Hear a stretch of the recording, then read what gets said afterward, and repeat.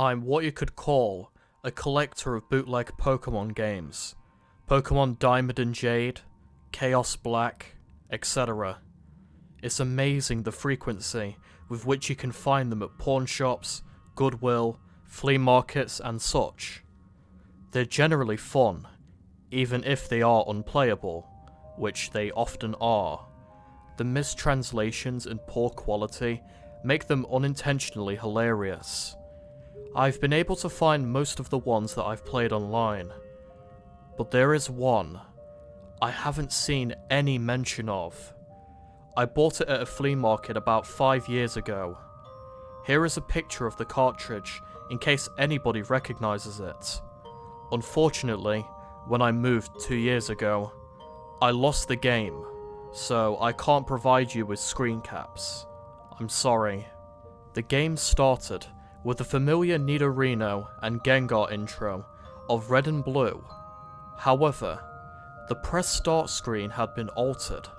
Red was there, but the Pokemon did not cycle through.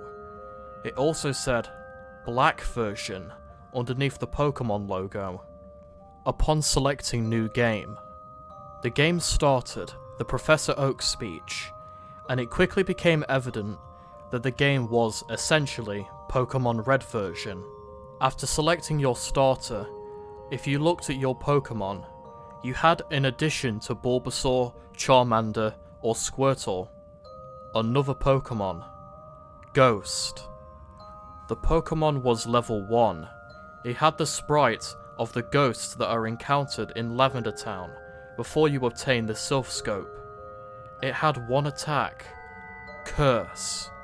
I know now that there is a real move called Curse, but the attack didn't exist in Generation 1, so it appears that it was hacked in. The defending Pokemon were not able to attack Ghost.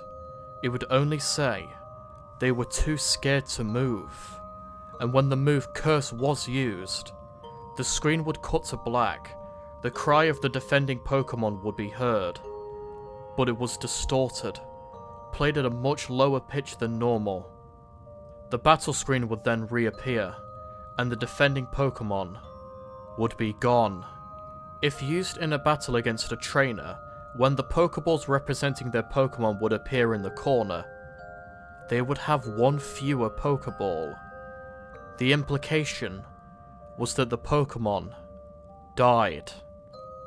What's even stranger is that after defeating a trainer and seeing Red received insert number of money for winning, the battle commands would appear again. If you selected Run, the battle would end as it normally would. You could also select Curse, and if you did, upon returning to the overworld, the trainer's sprite would be gone. After leaving and re-entering the spot where the trainer was, in their place would be a tombstone, like the one in Lavender Town. The move Curse wasn't usable in all instances.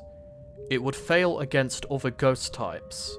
It would also fail if it was used against trainers that you would fight multiple times, such as your rival or Giovanni.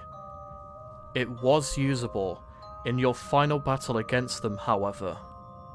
I figured that this was the gimmick of the game, allowing you to use the previously uncapturable ghosts, and because Curse made the game so easy, I essentially used it throughout the whole adventure. The game changed quite a bit after defeating the Elite Four. After viewing the Hall of Fame, which consisted of Ghost, and then a couple of Pokemon I used for HMs along the way, the screen would cut to black. A box appeared with the words, "Many years later." It then cut back to Lavender Town. An old man was standing, staring at the tombstones.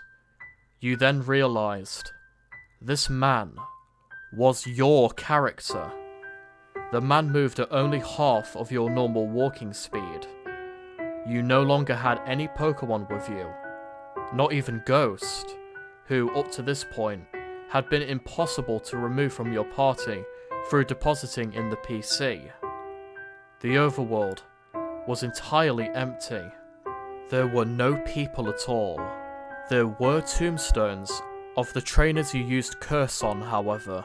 You could pretty much go anywhere you want in the overworld at this point, though your movement was limited by the fact you had no Pokemon to use HMs, and regardless of where you went, the Lavender Town music would play constantly on an infinite loop. After wandering for a while, I found that if you go through Diglett's cave, one of the cuttable bushes that normally would block the path is no longer there, allowing you to advance and return to Pallet Town. Upon entering your house and going to the exact tile where you would start the game, the screen would cut to black. Then the sprite of a Caterpie would appear. It was replaced by a Weedle, then a Pidgey.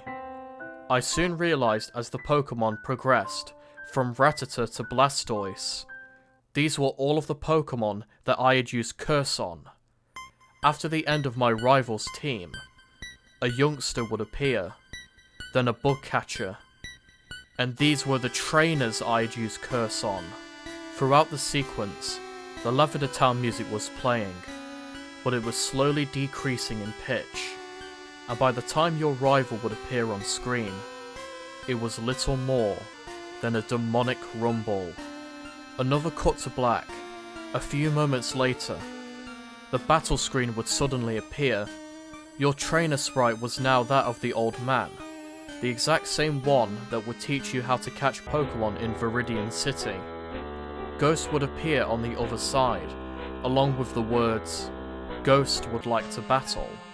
You couldn't use your items, and you had no Pokemon. If you tried to run, you couldn't escape. The only option was fight. Using fight would immediately cause you to use struggle, which didn't affect Ghost, but did chip off a bit of your own HP. When it was Ghost's turn to attack, it would simply say, ...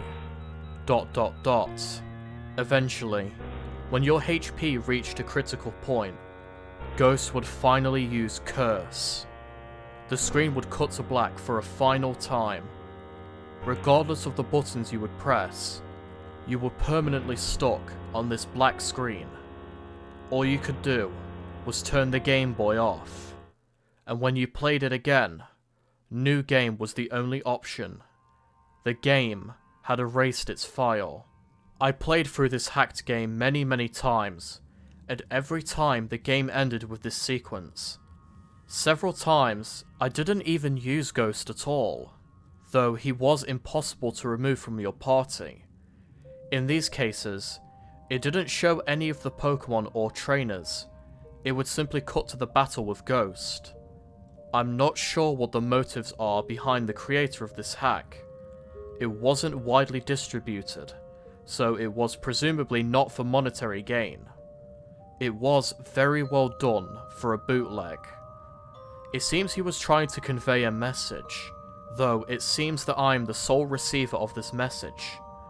I'm not entirely sure what it was. The inevitability of death? The pointlessness of it? Perhaps he was simply trying to morbidly inject death and darkness into a children's game. Regardless, this children's game has made me think. And this children's game has made me cry. And that, my dogs, was Pokemon Creepy Black, written by a person we don't know quite yet. My final thoughts on this story? This story hasn't really aged well, but however, I do like the potential in it. This is definitely a creepypasta I could see many retakes being made of. I love the believability of Pokemon Black, because everybody can make something like this if you knew how to program. There's no hyper-realistic blood, there's no gore, there's no bullshit like that. It's just simply a cool ROM hack that I'm sure somebody has recreated. Like, you could actually play Pokemon Creepy Black for yourself. But let's be real, everybody, the absolute meat riding of Lavender Town in this story was very cringeworthy. But then again, I suppose that's kind of common for older Pokepastas.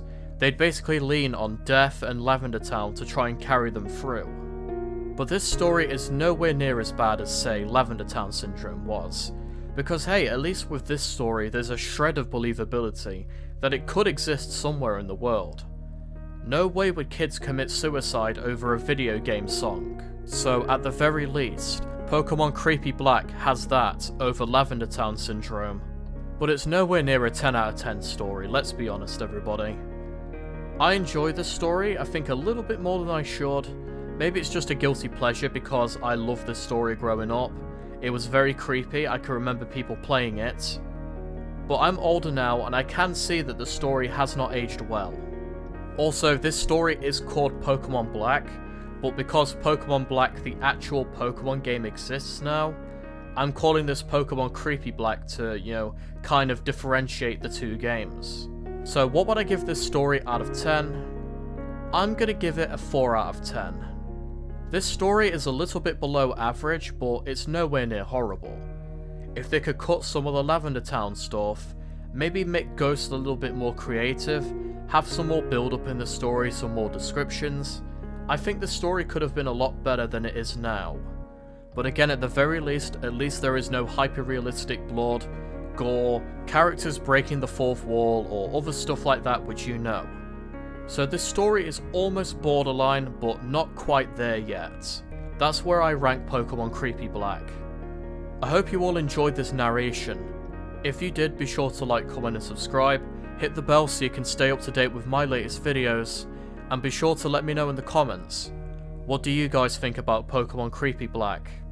But anyways, I will see you all in the next video. Take care, my dogs.